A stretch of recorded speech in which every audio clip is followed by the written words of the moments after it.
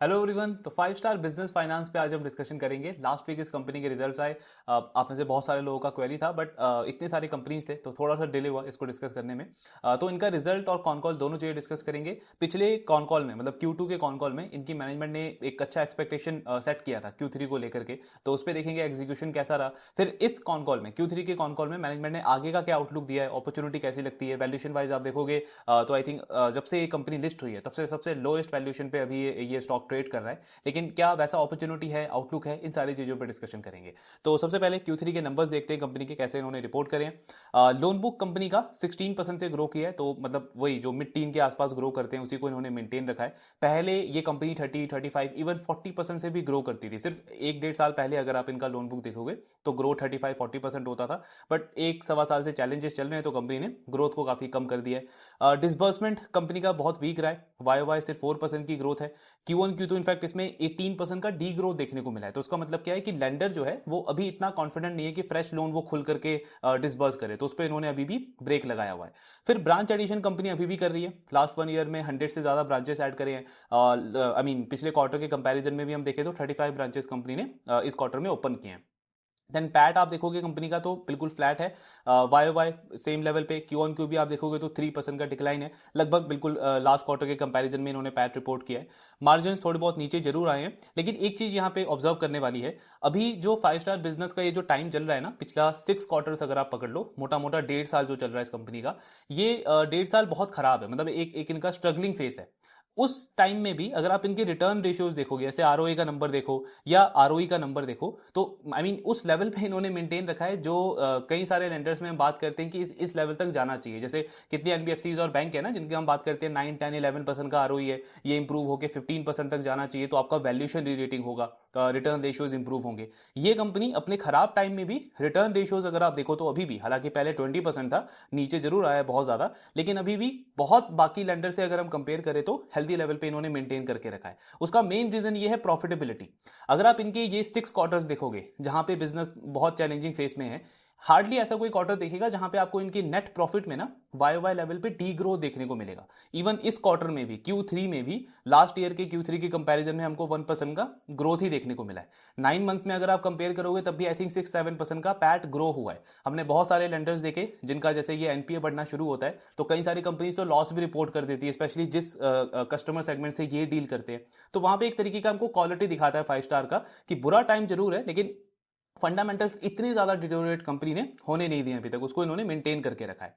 Than company के और operation matrix अगर हम देखें तो जैसे सबसे पहले इनका ईल्ड आप देखोगे, ये 24% से ज्यादा होता था पहले, अब हर एक क्वार्टर में नीचे की तरफ आ रहा है, 23% आ गया है। लास्ट क्वार्टर के कंपैरिजन में भी लगभग 20% का 20 बेसिस पॉइंट का डिक्लाइन देखने को मिला है। ईल्ड क्यों कम हो रहा है? क्योंकि मतलब सिलेक्टिवली ये कंपनी जो है वो बेटर क्वालिटी कस्टमर्स के साथ में डील करने को देख रही है, अच्छे क्वालिटी कस्टमर्स को ऑनबोर्ड कर रही है, तो उनको आप इंटरेस्ट रेट वैसे भी कम चार्ज करते हो, इसलिए आपका यील्ड जो है वो नीचे हो गया है। लेकिन एक और चीज है यहाँ पे, यील्ड इनका आप देखो तो मतलब बहुत ज्यादा नीचे आया है पिछले कुछ क्वार्टर से, पर उसके कंपैरिजन में जो स्प्रेड है या मार्जिन आप बोल लो, या फिर एक लोन देने के ऊपर मैं कितना प्रॉफिट कमाता हूं उसका, उसको अगर हम काउंट करें, उसमें इतना ज्यादा इंपैक्ट नहीं पड़ा है।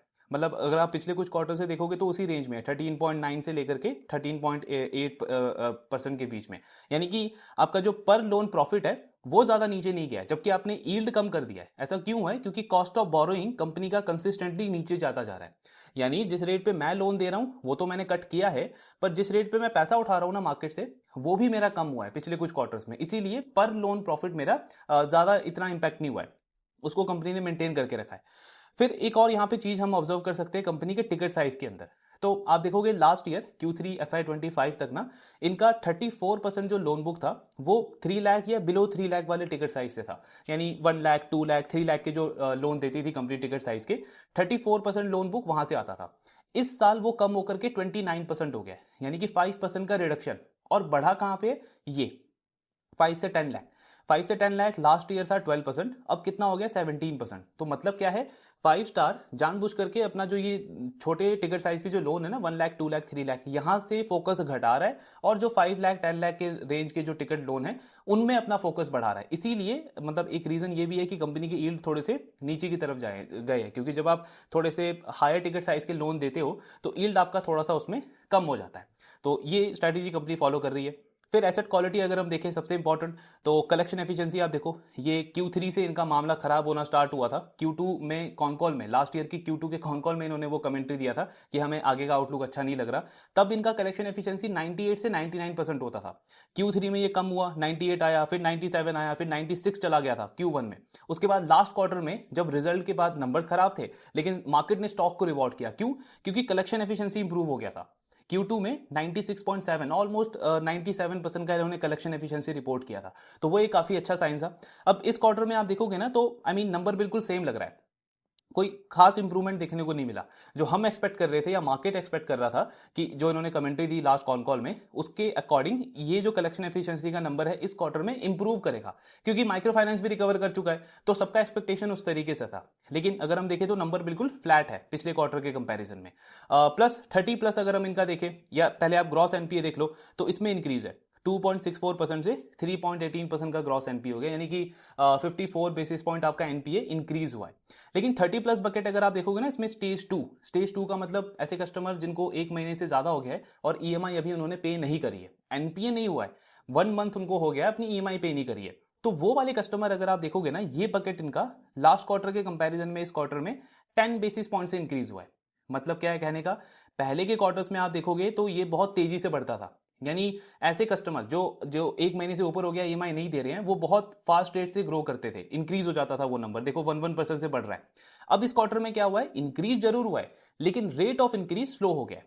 10 बेसिस पॉइंट से बढ़े हैं ऐसे कस्टमर जिनको 1 महीने से ऊपर हो गया, ईएमआई नहीं दिया है। तो ऐसा कुछ बहुत बड़ा इंप्रूवमेंट नहीं है, लेकिन कुछ एक पॉजिटिव आप इनके पूरे ओवरऑल एसेट क्वालिटी में इस चीज को बोल सकते हो। फिर लास्टली अगर इनका ये स्टेज वाइज बकेट देखें, तो जो आपका करंट बकेट होता है, करंट बकेट मतलब कि जो कस्टमर टाइम पे ईएमआई दे रहा है, उसने कोई अभी तक डिफॉल्ट नहीं किया, जब महीने की ईएमआई ड्यू होती है वो आराम से रीपे कर देता है। तो ये वाला जो पोर्टफोलियो है ना, ये लास्ट क्वार्टर में था इनका 81.67%, इस क्वार्टर में 81.77% आया, यानी कि 10 बेसिस पॉइंट का इंक्रीज इसमें देखने को मिला है पिछले क्वार्टर के कंपैरिजन में। अगेन बहुत बड़ा पॉजिटिव नहीं है, लेकिन एक थोड़ा सा आप बोल सकते हो कि कुछ चीजों में हमको सुधार देखने को मिला है। एक तो ये करंट बकेट, दूसरा आपका रेट ऑफ इंक्रीज जो स्टेज 2 वाले बकेट के अंदर हो रहा है। तो ये ओवरऑल इन्होंने नंबर्स रिपोर्ट करे हैं। नंबर्स कैसे हैं, मतलब ठीक हैं, ऐसा एक्सपेक्टेशन जो था उसके अकॉर्डिंग तो नहीं है ऑफकोर्स, लेकिन कुछ कुछ चीजों में हल्का सा इंप्रूवमेंट देखने को मिला है। अब मैटर करता है मैनेजमेंट का कमेंट्री। तो मैनेजमेंट ने कॉन कॉल में क्या बोला है, सबसे पहले तो ओपनिंग रिमार्क में ही इन्होंने अनाउंस कर दिया कि इस कॉल में हम कोई भी गाइडेंस वगैरह नहीं देने वाले कि हम क्या रेट पे ग्रो करेंगे, हमारा क्रेडिट कॉस्ट क्या होगा, हमारा या फिर डिसबर्समेंट का नंबर कैसा रहेगा, ये सारी चीजों पे इन्होंने ओपनिंग रिमार्क में बोल दिया कि कोई गाइडेंस हम नहीं देंगे इस कॉल में। प्लस कोई फॉरवर्ड लुकिंग स्टेटमेंट नहीं होगा, क्योंकि जब भी हमारे बिजनेस का खराब टाइम चलता है, इनके मैनेजमेंट का कहना है, जब भी हमारे बिजनेस का खराब टाइम चलता है, हम 3 चीजों पे फोकस करते हैं, 3 अप्रोच होता है हमारा। सबसे पहला अप्रोच होता है अंडरस्टैंड द प्रॉब्लम, मतलब जो आपका ये प्रॉब्लम स्टार्ट हुआ 1-1.5 साल पहले, एकदम से हमारे जो कस्टमर्स हैं उन्होंने ईएमआई मिस करनी शुरू कर दी, ये लगभग Q2 FY25 के स्टार्टिंग में हुआ था। तो मैनेजमेंट का बोलना है कि तब हमने हमारा सारा फोकस इसी चीज पे था, हमारी सीनियर मैनेजमेंट, हमारे ग्राउंड लेवल स्टाफ जो कलेक्शन ऑफिसर्स है, सबने इसी पे कोशिश किया समझने को कि क्यों हो रहा है, ईएमआई क्यों मिस हो रही है, किस पर्टिकुलर ज्योग्राफी में प्रॉब्लम है, या फिर किस टिकट साइज में प्रॉब्लम है। तो पहला अप्रोच हमारा वो होता है। दूसरा अप्रोच होता है हमारा फिक्स द प्रॉब्लम, यानी कि ये समझ में आ गया कि कहाँ पे आपका ये सारे इश्यूज चल रहे हैं। अब दूसरा काम है वहां पे अंडर राइटिंग स्ट्रिक्ट करना, ज्यादा से ज्यादा लोगों को एम्प्लॉय करना, कलेक्शन ऑफिसर्स को इंक्रीज करना ग्राउंड लेवल पे, अपनी अंडर राइटिंग जो फिल्टरेशन है उसको और ज्यादा स्ट्रिक्ट करना। तो ये सारी चीजों पे हमने काम करना शुरू किया। अब मैनेजमेंट ने क्या बोला कि ये जो सेकंड स्टेज है ना, फिक्स द प्रॉब्लम, इसके हम लास्ट स्टेज के अंदर है, मतलब ये अभी फेज कंप्लीट नहीं हुआ है, इसके लास्ट स्टेज के अंदर है। तो इसीलिए इस कॉल में हम कोई भी गाइडेंस या फॉरवर्ड लुकिंग स्टेटमेंट नहीं देंगे। ये स्टेज जब हमारा कंप्लीट हो जाएगा, ये वाला फेज जब हमारा कंप्लीट हो जाएगा, तब हम थर्ड फेज के अंदर आएंगे, एक्सेलेरेटर मोड, यानी कि ग्रोथ पे फोकस करेंगे। तब हम ज्यादा से ज्यादा लोन डिसबर्समेंट पे फोकस करेंगे, ज्यादा कस्टमर ऑनबोर्डिंग पे फोकस करेंगे। तो अभी क्या है, जो पहला वाला प्रॉब्लम था वो चला गया, सेकंड वाला जो स्टेज है उसके एंड स्टेज पे है, लास्ट स्टेज पे कंपनी, ये मैनेजमेंट ने इस कॉन कॉल में बोला। अभी इन्होंने कुछ अच्छी चीजें बताई है अपने एसेट क्वालिटी को लेकर के। जैसे एक तो इनका अगर आप कलेक्शन एफिशिएंसी डेटा जो हमने अभी बात करी कि इस क्वार्टर में 96.6% के आसपास है, मैनेजमेंट का बोलना है कि हम जो कलेक्शन एफिशिएंसी का डेटा शो करते हैं ना, इसमें एनपीए कस्टमर्स भी इंक्लूड होते हैं। इसका मतलब समझो, जनरली जो बाकी लेंडर्स क्या करते हैं कलेक्शन एफिशिएंसी में, एनपीए वाले जो कस्टमर्स है ना उसका डेटा शो नहीं करते कलेक्शन एफिशिएंसी में, जो कि ठीक चीज है। एनपीए जो कस्टमर हो गया उसका मतलब क्या हुआ कि वो कलेक्शन में तो पहली प्रॉब्लम कर रहा था ना, मतलब वो टाइम पे अपनी ईएमआई पे नहीं कर रहा था। तो अगर उसका नंबर मैं कलेक्शन एफिशिएंसी में शो करूंगा तो मेरा ओवरऑल जो कलेक्शन एफिशिएंसी का नंबर है ना वो खराब दिखेगा, क्योंकि बाकी कस्टमर जो हैं वो 30+ बकेट के अंदर है, 60+ बकेट के अंदर है। जो एनपीए वाला कस्टमर है वो तो 3 महीने से ऊपर हो गया, अपनी ईएमआई नहीं दे रहा। तो अगर उसका डेटा भी मैं शो करूंगा तो वो मेरे कंपनी के ओवरऑल कलेक्शन एफिशिएंसी के नंबर को खराब दिखाएगा। लेकिन ये कंपनी उसको भी शो करती है, थोड़ा सा टफ डिसीजन लेती है कि नंबर्स थोड़े से और हार्ड दिखे हमारे इन्वेस्टर्स को, कि एक्चुअली में ग्राउंड लेवल पे क्या चल रहा है। तो कंपनी कह रही है वो चीज इंक्लूड करने के बाद भी आपको एक चीज दिखेगी, लास्ट क्वार्टर के कंपैरिजन में इस क्वार्टर में हमारा जो कलेक्शन एफिशिएंसी का नंबर है वो स्टेबल है। जितना पिछले क्वार्टर था लगभग सेम उसी क्वार्टर का, मतलब इस क्वार्टर में भी उसी के आसपास है। लेकिन अगर हम एनपीए वाले कस्टमर्स को एक्सक्लूड कर दें, यानी कि वो कस्टमर जो एनपीए में आ चुके हैं, उस डेटा को अगर हम एक्सक्लूड कर दें, तो पिछले क्वार्टर में हमारा कलेक्शन एफिशिएंसी का नंबर था 96.5%। इस क्वार्टर में वो बढ़ करके हो गया 97.2%, यानी quarter on quarter 70 basis point का इंक्रीज, मतलब इंप्रूवमेंट देखने को मिला है उन कस्टमर से जो अभी तक एनपीए नहीं हुए। तो ये काफी अच्छी चीज इन्होंने बताई है। दूसरा, कंपनी कह रही है अगर आप हमारा करंट पोर्टफोलियो देखोगे, करंट पोर्टफोलियो का मतलब क्या हुआ, वही जो हमने अभी डिस्कस किया ना, एक मतलब 10 बेसिस पॉइंट जो बढ़ा है, जो कस्टमर अभी तक डिफॉल्ट नहीं हुए, जो टाइम पे ईएमआई अपना पे कर रहे हैं, कंपनी कह रही है उनमें अगर हम कलेक्शन एफिशिएंसी देखें ना, तो पिछले क्वार्टर में था वो 98.5%, इस क्वार्टर में हुआ है 99%, यानी कि 50 बेसिस पॉइंट का उसमें भी इंप्रूवमेंट देखने को मिला है। ये मैनेजमेंट ने क्यों बताया, उनका कहना है कि पिछले 3-4 क्वार्टर से हमने जो काफी हार्ड डिसीजन लिए अपने क्रेडिट अंडरराइटिंग को लेकर के, फिल्टरेशन को लेकर के, कि किस कस्टमर को लोन देना है, किसको रिजेक्ट करना है, उसको बहुत ज्यादा स्ट्रिक्ट कर दिया था। लेकिन हमें पिछले कुछ क्वार्टर में उसका रिजल्ट देखने को नहीं मिल रहा था। अब फाइनली पिछले 2 क्वार्टर से ये जो हमको नंबर देखने को मिल रहा है ना, वो हमें क्या शो कर रहा है कि जो नए कस्टमर्स हमने सिस्टम में ऑन बोर्ड किए हैं, जो नए लोन हमने डिसबर्स किए हैं पिछले 1 साल के अंदर, 3-4 क्वार्टर्स के अंदर, वो कस्टमर्स की क्वालिटी काफी बेटर है एज कंपेयर टू वैसे कस्टमर जो पहले से हमारे सिस्टम में थे, जो अब धीरे धीरे एनपीए बकेट की तरफ जाते जा रहे हैं। यानी कि नए लोन्स जो हमने ओरिजिनेट किए हैं उनकी क्वालिटी बेटर है, क्योंकि उनमें कलेक्शन एफिशिएंसी कंसिस्टेंटली हमको इंप्रूव होता हुआ दिखा है। तो ये एक इन्होंने काफी अच्छी पॉजिटिव चीज बोली है। लेकिन इसी में एक और ये पॉइंट भी आता है कि मतलब इनके कस्टमर सेगमेंट कौन है, वही जो छोटे छोटे टिकट साइज के लोन लेते हैं, 2 लाख 3 लाख 4 लाख के आसपास के। और माइक्रो फाइनेंस के कस्टमर्स भी आप देखोगे तो लगभग उसी सेगमेंट के आते हैं। अब माइक्रो फाइनेंस जो इंडस्ट्री है वो तो आपकी रिकवर कर गई, वहां पे एसेट क्वालिटी का तो इशू लगभग चला गया, अब तो ग्रोथ की बातें हो रही है। कंपनी जो है वो बड़े बड़े लोन डिसबर्स कर रही है, लोन बुक को 30-40% से ग्रो कर रही है, चाहे आप स्मॉल फाइनेंस बैंक्स को देखो या जो प्योर माइक्रो फाइनेंस एनबीएफसी है उनको देखो। तो ये जो कंपनी है इनकी वो रिकवरी फेज क्यों नहीं आया, ये क्यों उस रिकवरी में अभी भी पीछे चल रहे हैं। मतलब कलेक्शन एफिशिएंसी ठीक है इंप्रूव हुआ, लेकिन आप उतने कॉन्फिडेंट तो नहीं हो ना कि आप लोन डिसबर्स करो खुल के। तो मैनेजमेंट ने यहां पे बोला है कि हमारा जो नेचर ऑफ क्राइसिस था ना वो चेंज हो गया है। पहले हमारा ये प्रॉब्लम का मेन रीजन क्या था, ओवर लेवरेजिंग, जो पूरी इंडस्ट्री का था। माइक्रो फाइनेंस कस्टमर्स ने 1-2 साल में, मतलब जब साइकिल अच्छा चल रहा था, ग्रीड के चक्कर में बोलो या ग्रोथ के चक्कर में बोलो, हर एक जगह पे उन्होंने लोन दिया, बहुत ज्यादा लोन डिसबर्स किया। हमारे जो कस्टमर सेगमेंट थे उनको भी लोन दिया, तो पर कस्टमर जो लोन है वो बढ़ गया, मतलब कस्टमर ने ईएमआई डिफॉल्ट करी और हमारा एनपीए बढ़ने लग गया। तो पहले तो प्रॉब्लम था ओवर लेवरेजिंग का। अब हमारा जो क्राइसिस है वो हो गया बिहेवियरल क्राइसिस। बिहेवियरल क्राइसिस का मतलब क्या हो गया, कस्टमर की पहले प्रॉब्लम थी एबिलिटी टू पे, यानी कि उसके पास में कैश नहीं आ रहा था, उसकी इनकम इंपैक्ट हो गई थी, इनकम के अगेंस्ट में उसने इतना ज्यादा ईएमआई ले लिया था कि वो उसको मतलब रेगुलर हो ही नहीं पा रहा था, तो डिफॉल्ट कर रहा था। अब क्या हो गया है कि कस्टमर की जो सिचुएशन है वो इंप्रूव हुई है, उसका इनकम आना स्टार्ट हुआ है, जो इतनी सारी ईएमआई थी, कई सारी ईएमआई उसकी वेव ऑफ हो चुकी है, बट फिर भी कस्टमर का इंटेंट नहीं है पे करने का। अब प्रॉब्लम है इंटेंट का, पहले प्रॉब्लम था एबिलिटी का। अब ये जो बिहेवियरल वाला प्रॉब्लम है ना, ये बहुत ही खराब है, क्योंकि जो एबिलिटी टू पे है वो तो ठीक है, आपका शॉर्ट टर्म है, कुछ बिजनेस में प्रॉब्लम है, कुछ टाइम के बाद आपकी चीजें इंप्रूव हो सकती है। इंटेंट जो है ना वो एक्चुअली आपका क्रेडिट डिसिप्लिन खराब करता है सिस्टम के अंदर। और इसका एक रीजन क्या है, ये जो इनका इंटेंट वाला जो प्रॉब्लम आया है इस इंडस्ट्री में, कंपनी का कहना है कि माइक्रो फाइनेंस लेंडर्स ने पिछले 1 साल में क्या किया है, मतलब वो सारी तो चीजें ठीक है, आपने फिल्टर काफी स्ट्रिक्ट किया, नया लोन नहीं दिया, तो कस्टमर धीरे धीरे इंप्रूव हुए। लेकिन एक और चीज इन्होंने क्या करी, एग्रेसिव राइट ऑफ किया।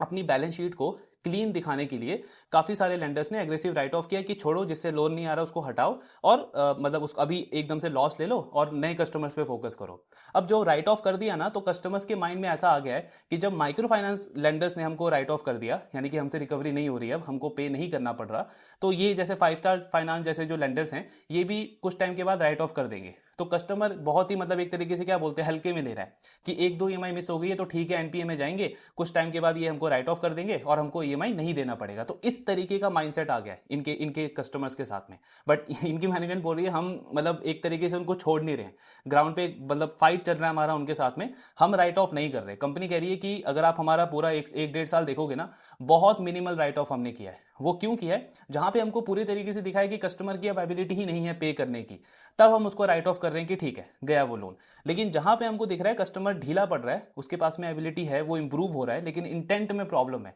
वो थोड़ा सा लेजी है ईएमआई डिसिप्लिन बिल्ड करने में, वहां पे हम उसको बिल्कुल बहुत एग्रेसिवली अप्रोच कर रहे हैं, उसको एजुकेट कर रहे हैं, उसको वार्निंग भी दे रहे हैं, और ये सारी चीजों पे मतलब इसको बिल्ड करते हुए हम अपने लोन की रिकवरी कर रहे हैं। तो कंपनी क्या कह रही है कि आपको जो ग्रॉस एनपीए हमारा बढ़ा हुआ दिखा है ना 54 बेसिस पॉइंट का, ये हो सकता है अगले क्वार्टर में थोड़ा सा और इंक्रीज हो जाए, लेकिन इससे कोई मतलब ऐसा रिस्क वाला पॉइंट नहीं है, क्योंकि ये कस्टमर की प्रॉपर्टी हमारे पास में, तो इसको छोड़ेंगे तो नहीं है, मतलब हमको रिकवरी करनी है इससे किसी भी हालत में।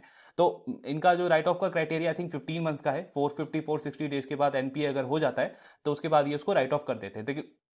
लेकिन उस केस में जहां पे आपको पूरी पॉसिबिलिटी दिख रही है कि अब आप उससे रिकवर नहीं कर सकते, तो अभी कंपनी कह रही है एनपीए जो आपको बढ़ा हुआ दिख रहा है इसमें कोई रिस्क नहीं है, हमारे पास में उसकी प्रॉपर्टी है, हम वहां पे उससे फाइट कर रहे हैं और उसको हम रिकवर कर लेंगे, तो एनपीए का प्रॉब्लम नहीं है। अच्छी चीज ये है कि इंक्रीमेंटल फ्लो मतलब फ्रेश जो कस्टमर ईएमआई मिस कर रहे थे उसका रेट इंप्रूव हुआ है इस क्वार्टर में लास्ट क्वार्टर के कंपेरिजन में, तो ये एक बड़ा पॉजिटिव इन्होंने बताया।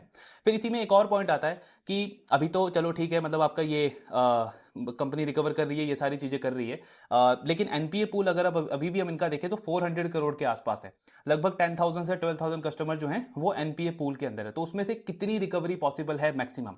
मैनेजमेंट का बोलना है कि इसमें से ज्यादातर कस्टमर जो है ना वो या तो मतलब खुद रिकवर कर देंगे, पहला पॉइंट तो वो खुद पूरा पेमेंट सेटलमेंट वगैरह कर देते हैं। कुछ जो बाकी ऐसे कस्टमर्स हैं उनका हम प्रॉपर्टी ऑक्शन करते हैं। तो कंपनी कह रही है हमारा ना दो कलेक्शन टीम है, पहली एक है नॉर्मल कलेक्शन टीम, जब तक कोई कस्टमर एनपीए में नहीं होता है, नॉर्मल बकेट में रहता है, तब हमारी नॉर्मल कलेक्शन टीम तब तक उसको अप्रोच करती है। जैसे ही कस्टमर एनपीए के अंदर जाता है तब हमारी जो लीगल रिकवरी टीम है ना वो एक्टिवेट हो जाती है वहां पे, फिर नॉर्मल जो रिकवरी टीम है उसका काम खत्म, लीगल रिकवरी टीम का काम स्टार्ट हो जाता है।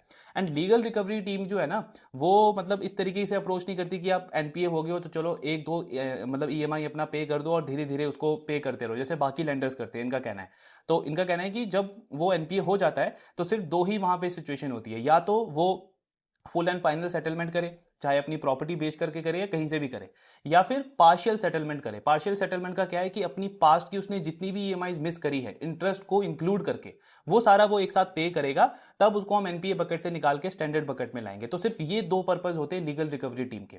तो इसमें से ज्यादातर केसेस में कस्टमर जो है वो अपना वो पार्शियल सेटलमेंट करके स्टैंडर्ड बकेट के अंदर आ जाता है। कुछ केसेस में क्या होता है जहां पे मतलब वो अगर पूरा पार्शियल सेटलमेंट नहीं करना चाह रहा तो हमारी जो रिकवरी टीम है वो ऑक्शन का प्रोसीजर स्टार्ट करती है। और क्योंकि ये कस्टमर्स आपके टायर 3 टायर 4 सिटीज के होते हैं, छोटे छोटे टाउन के होते हैं, तो मतलब एक वो शेम होता है ना वहां पे कि आपकी खुद की जो घर है आपका या शॉप है वो आपकी एक तरीके से जा रही है, ऑक्शन हो रहा है उसका, तो उस डर से उस शेम से कस्टमर कई बार वहां पे मतलब ज्यादातर केसेस में पे कर देते हैं। ये सेम केस वो इंडिया शेल्टर ने भी बताया था अपने कॉन कॉल के अंदर।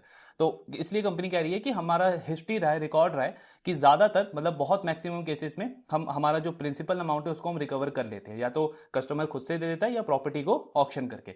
तो इस तरीके से कंपनी का प्रोसीजर रहता है। फिर पॉइंट आता है कि माइक्रो फाइनेंस कस्टमर्स जैसे इनके सेगमेंट के अंदर एंटर कर चुके हैं, जो ये लास्ट वाला साइकिल गया है, और अभी माइक्रो फाइनेंस कंपनीज की बैलेंस शीट काफी स्ट्रांग है, वो तो ग्रोथ की बातें कर रहे हैं, ये जबकि अभी अभी भी थोड़ा बहुत स्ट्रगल कर रहे हैं। तो आगे चल के जब इनका इंप्रूवमेंट आएगा, ये भी ग्रोथ मोड में आएंगे, तो कंपटीशन इंटेंसिटी बढ़ चुकी होगी इनके कस्टमर सेगमेंट में, क्योंकि एमएफआई भी एंटर कर चुके हैं। तो कंपनी का कहना है कि माइक्रो फाइनेंस के जो लेंडर्स हैं ना वो हमारे सेम कस्टमर को लोन देते हैं, ये बात तो है, क्योंकि हमारा कस्टमर जब भी उसको शॉर्ट टर्म लोन चाहिए, वर्किंग कैपिटल लोन चाहिए, तो या तो वो गोल्ड लोन लेता है या फिर माइक्रो फाइनेंस लेंडर से लेता है। लेकिन जब भी उसको कोई बड़ा इन्वेस्टमेंट करना है ना अपने बिजनेस में, जैसे कि एक दुकान है, एक दुकान से दूसरी दुकान उसको खोलनी है, या फिर कोई बड़ी मशीन उसको ऐड करनी है अपने दुकान के अंदर, एक बड़ा कैपिटल इन्वेस्टमेंट करना है, तब वो हमारे जैसे लेंडर के पास आता है जहां पे उसको 3 लाख 5 लाख 7 लाख के रेंज में उसको लोन चाहिए। तो हमारे सेम कस्टमर का नीड अलग है, शॉर्ट टर्म नीड के लिए वो माइक्रो फाइनेंस के पास जाता है, और अगर उसको एक बड़ी नीड है तब वो हमारे पास में आता है। तो हमारे सेट ऑफ कस्टमर्स का जो ये वाला नीड है उसमें हमारा कंपटीशन मतलब काफी मतलब जो कॉम्पिटिटर्स हैं वो इतनी इजीली compete नहीं कर सकते, क्योंकि ये हमने पहले भी डिस्कस किया, एक तरीके से आप मोट बोल लो 5 स्टार का, ये 20-30 ईयर से इनको इस सेट ऑफ कस्टमर्स के साथ में डील करने का बहुत अच्छा सा एक्सपीरियंस है कि उनका जो प्रॉपर्टी है उसकी अंडरराइटिंग कैसे होती है, क्योंकि कच्चे डॉक्यूमेंट्स होते हैं इनके। तो उनका कहना है कि बहुत सारे बैंक्स भी हमारे साथ में compete नहीं कर पाते इस एरिया में, और ये मतलब है भी उन्हीं 3-4 स्टेट के अंदर, तमिलनाडु है, आंध्र प्रदेश है, तेलंगाना है। तो कंपनी कह रही है वो हमारा एक बहुत स्ट्रांग एक हमने वहां पे वो अपना पकड़ बनाया हुआ है, तो वहां पे कंपटीशन इंटेंसिटी नहीं बढ़ सकती। हाँ, कई सारे माइक्रो फाइनेंस कस्टमर्स अब माइक्रो लैब जरूर स्टार्ट कर रहे हैं, छोटे छोटे टिकट साइज का लोन दे रहे हैं, लेकिन एक खराब साइकिल आएगा और वो वहां से निकल जाएंगे, क्योंकि उनको एक्सपीरियंस नहीं है कि इन कस्टमर्स की स्पेशली अंडर राइटिंग कैसे करी जाती है, जो 5 स्टार इतने इतने टाइम से इसको कंट्रोल के साथ में कर रहा है। तो ये ओवरऑल है। बाकी कॉस्ट ऑफ बोरिंग में एक और इन्होंने अच्छा गाइडेंस दिया है। तो इनका कहना है अभी अगर आप हमारा इंक्रीमेंटल कॉस्ट ऑफ बोरिंग देखोगे तो वो 8.19% के आसपास है, और अभी इसमें हमने देखा तो 9.12 था, यानी आने वाले क्वार्टर्स में बोरोइंग कॉस्ट कंपनी की और कम होगी। तो पर लोन प्रॉफिट जो है या स्प्रेड जो है वो कंपनी का स्टेबल ही रहेगा, उसमें और ज्यादा डिक्लाइन हमको देखने को नहीं मिलेगा। सो ये ओवरऑल कॉन्कॉल था 5 स्टार फाइनेंस का। आगे का कोई ग्रोथ आउटलुक अभी इन्होंने नहीं दिया है, ना ही कंपनी ने कोई मतलब डायरेक्टली अपना डिसबर्समेंट का नंबर या फिर आरओई का नंबर ऐसा कोई गाइडेंस नहीं दिया है। अच्छी चीज इन्होंने ये बताई कि कलेक्शन एफिशिएंसी में कंपनी की इंप्रूवमेंट देखने को मिली है, जो फ्रेश कस्टमर्स कंपनी ऑनबोर्ड कर रही है उसकी क्वालिटी काफी अच्छी है, फ्रेश लोन्स इन्होंने जो डिसबर्स किए उनकी क्वालिटी अच्छी है, और जो पुराने कस्टमर्स थे ना जो ऑलरेडी 1-2 ईएमआई मिस कर चुके थे वो आपके धीरे धीरे एनपीए बकेट की तरफ जा रहे हैं। जो नए कस्टमर्स हैं वो 1-2 ईएमआई मिस कर भी रहे हैं तो भी कंसिस्टेंट है, तो भी वो पे कर रहे हैं। तो ये मतलब एक अच्छा ग्रीन सिग्नल है। और मैनेजमेंट का बोलना है कि 1 से 2 क्वार्टर का हम वेट और कर रहे हैं स्टेबलाइजेशन का, यानी जो नंबर्स हमने इस क्वार्टर में रिपोर्ट कर रहे हैं इनका कहना है कि थोड़ा सा बेटर इंप्रूवमेंट हम एक्सपेक्ट कर रहे हैं Q4 में। तो Q4 Q1 अगर इस तरीके से गया तो फिर FY27 में हम एक अच्छा ग्रोथ एक्सपेक्ट कर सकते हैं। गाइडेंस एग्जैक्टली आने वाले कॉन कॉल के अंदर कंपनी देगी। तो ये ओवरऑल डिस्कशन बन रहा है 5 स्टार बिजनेस फाइनेंस के ऊपर। अपॉर्चुनिटी वाइज आप देखोगे तो मतलब ऐसा कुछ बहुत अच्छी क्लैरिटी या एक स्ट्रॉन्ग आउटलुक वाला तो केस नहीं है ऑफकोर्स, लेकिन मार्केट ने ना इसके स्टॉक को पनिश बहुत कर दिया है। मतलब इसके प्राइस टू बुक हम पहले देखते थे 5-6 का इसको मिलता था, जरूर तो फंडामेंटल्स भी अलग थे कंपनी के। अभी करेक्शन हुआ है, आप देखोगे 2 से नीचे का प्राइस टू बुक है। आई थिंक जब से स्टॉक लिस्ट हुआ है तब से सबसे लोएस्ट वैल्यूएशन पे स्टॉक अभी ट्रेड कर रहा है, तो वैल्यूएशन काफी लो है एंड फंडामेंटल्स भी डिटोरिएट हुए हैं। लेकिन जो मैनेजमेंट की कमेंट्री लग रही है और जो थोड़े बहुत हमको इंप्रूवमेंट दिखा है, मतलब एक वो कन्विक्शन है कि शायद आने वाले क्वार्टर्स में कंपनी यहां से बेटर कर सकती है। एंड अगेन मतलब मैं थोड़ा सा इसमें बायस भी हो सकता हूँ 5 स्टार को लेकर के, क्योंकि मुझे स्पेशली ये जो फ्रेंचाइज है ये बहुत अच्छी लगती है। मतलब जिस सेगमेंट में इन्होंने अपना एक वो नीश बिल्ड किया है पिछले इतने सालों से, और लॉन्ग टर्म में अगर आप इनका क्रेडिट कॉस्ट देखोगे ना अभी जरूर बढ़ गया है, लेकिन हिस्टोरिकली अगर आप देखोगे तो 1% से नीचे का इन्होंने क्रेडिट कॉस्ट अपना मेंटेन करा है। ग्रॉस एनपीए इनका फर्स्ट टाइम ये भी 3% क्रॉस किया है, वरना ये बिलो 3% इन्होंने मेंटेन करा है। कोविड वाला टाइम आप देख लो या वो जो डीमोनेटाइजेशन वाला टाइम था उस टाइम में भी बहुत अच्छे से इन्होंने मैनेज करा है, और रिटर्न रेशियोज तो ऑफकोर्स कंपनी के अच्छे हैं। तो ये सारी चीजें हैं कंपनी की। तो अगर मतलब मुझे अगर प्ले करना हो 5 स्टार को ना, क्योंकि एक बार चीजें जब इंप्रूव होने लगेंगी इस फ्रेंचाइजी के अंदर, तो मुझे नहीं लगता कि इसका इस तरीके का वैल्यूएशन रहेगा 2 का 2.5 का प्राइस टू बुक। इस क्वालिटी के साथ में जब भी थोड़ा बहुत ग्रोथ इनका इंप्रूव होगा या एसेट क्वालिटी का आउटलुक थोड़ा सा कंपनी का इंप्रूव होगा, तो आई मीन बहुत आराम से मार्केट इसको 3-3.5 के आसपास का प्राइस टू बुक देगा। उस क्वालिटी का ये फ्रेंचाइज है। तो मतलब अगर मुझे प्ले करना हो तो मतलब ये मुझे टाइम ठीक लगता है जो वैल्यूएशन इनका डी रेट हुआ है, कि थोड़ा बहुत एलोकेशन लेकर के मैं इसमें ट्रैक करना स्टार्ट कर सकता हूं। फिर ऑफकोर्स डिपेंड करता है कि Q4 में और कितनी इंप्रूवमेंट देखने को मिलती है। रिस्क इसमें यह है कि जो रेट ऑफ इंप्रूवमेंट है वो थोड़ा सा और डिले हो सकता है। जैसे हम अभी एक्सपेक्ट कर रहे हैं कि 1 से 2 क्वार्टर में इंप्रूवमेंट आ जाएगा, ये आई मीन डाउनसाइड इसका ये हो सकता है कि 1-2 क्वार्टर की बजाय मतलब 2-3 क्वार्टर का हमको वेट करना पड़े। यहां से स्टॉक में अगर मैं डाउनसाइड देखूं ना तो इतना ज्यादा लगता नहीं है करंट फंडामेंटल्स को देखते हुए, क्योंकि 1.9 का प्राइस टू बुक है। बिजनेस का अभी भी आरओई बहुत अच्छा है। वही जो हमने बात करी कि पिछले 6 क्वार्टर्स हमने देखे जहां बिजनेस का बहुत खराब चल रहा है, लेकिन एक भी क्वार्टर ऐसा नहीं है जहां पे प्रॉफिट वाई लेवल पे नेगेटिवली ग्रो किया हो। और ऐसा नहीं है कि इन्होंने प्रोविजनिंग नहीं करी है, इनका नॉर्मल जो प्रोविजन आप देखोगे ना तो पूरे लोन बुक का 1.6% इनका प्रोविजन कवरेज रेशियो रहता है। अभी कितना है 1.8%, यानी कि नॉर्मल रेट से ज्यादा प्रोविजनिंग इन्होंने करके रखी है। और मैनेजमेंट ने इस कॉन कॉल में भी बोला कि अगर कल को चल के कोई एकदम से बड़ा शॉक आता है ना, हमारे मतलब कोई बड़ा एनपीए निकल करके आता है, तो हमने प्रोविजनिंग इतनी करके रखी हुई है कि प्रॉफिट में, पीएनएल में हमको बहुत बड़ा शॉक नहीं लेना पड़ेगा, उसको हम मेंटेन करके रखेंगे। तो ये सारी चीजें हैं जो एक वो कन्विक्शन बिल्ड कर रही है कि डाउनसाइड रिस्क यहां से कम लगता है। तो आई मीन एलोकेशन को कंट्रोल में रखते हुए मैं यहां से प्ले करना इसको स्टार्ट कर सकता हूं। आई मीन वही है, डाउनसाइड रिस्क की 2-3 क्वार्टर का शायद से और पेशेंस रखना पड़ जाए, रिकवरी रेट थोड़ा सा कंपनी का डिले हो जाए, बाकी ओवरऑल डील ठीक है। लेकिन हाँ, मतलब ऐसा कुछ बहुत फोमो में भी नहीं आना है कि स्टॉक नीचे गिर गया तो मैं पूरा एकदम एग्रेसिव होके जाऊं। कॉशियस अप्रोच थोड़ा सा। बाकी देखते हैं आने वाले क्वार्टर्स में किस तरीके का इनका इंप्रूवमेंट रहता है। और आपके जो डाउट्स हैं शेयर करते रहिए। Thank you very much.